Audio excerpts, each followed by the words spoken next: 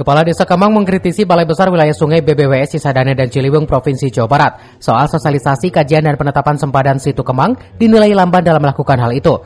Pasalnya luas lahan situ dengan total ratusan hektar kini sudah banyak yang beralih fungsi. Acara sosialisasi dan penetapan sempadan situ Kemang yang digelar BBWS Cisadane dan Ciliwung Provinsi Jawa Barat di Aula Kantor Kecamatan Selasa pagi, diikuti Forkopimcam, para kepala desa dan organisasi masyarakat.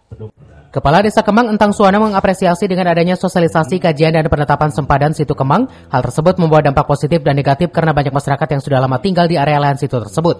Sebagian tanahnya sudah ada yang bersertifikat dan ada juga yang memiliki surat akta jual beli atau AJB. Hal ini terjadi sejak tahun 2000 lalu.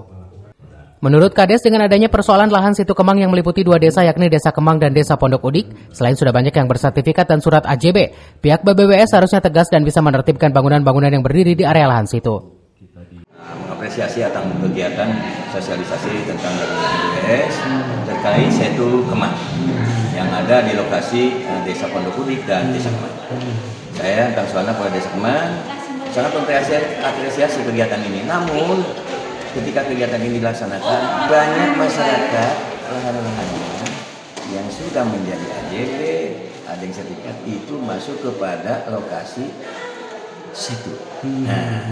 Dan itu terjadi surat menyuratnya adalah di tahun 2000 ke bawah.